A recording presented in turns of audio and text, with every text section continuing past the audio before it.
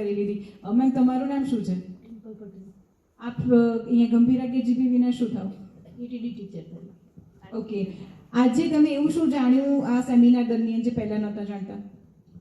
આ કપ વિશે સાંભળ્યું હતું, એનો ઉપયોગ કઈ રીતે કરવો એ નહોતી ખબર, એ જાણવા મળ્યું અને એનાથી કેટલાક ફાયદા થાય એ બધું સરસ રીતે તમે સમજાવ્યું.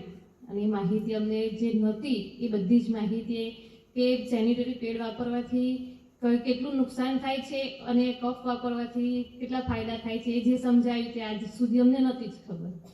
Thank you. હવે તમને ડર લાગશે? નહીં લાગે. તો વાપરવાના? યસ, ગેરંટી સાથે વાપરશે. ટીચર વાપરશે એટલે સ્ટુડન્ટ તો વાપરશે જ. મેમ આપનું નામ શું છે? હિના. આપ શું છો અહીંયા કેજીબીવીમાં? હું ગણિત વિજ્ઞાન કમ કોમ્પ્યુટર ટીચર છું.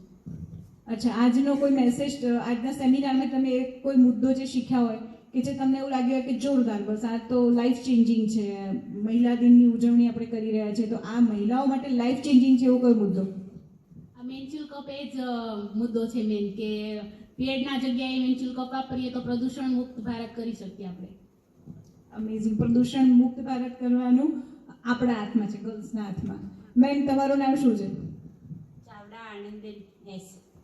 તમે શું કરો છો અહીંયા? આસિસ્ટન્ટ વાર્ડન તરીકે ફરજ બજાવું છું. આજે તમે શીખ્યા હોય એવો એક મુદ્દો કહો.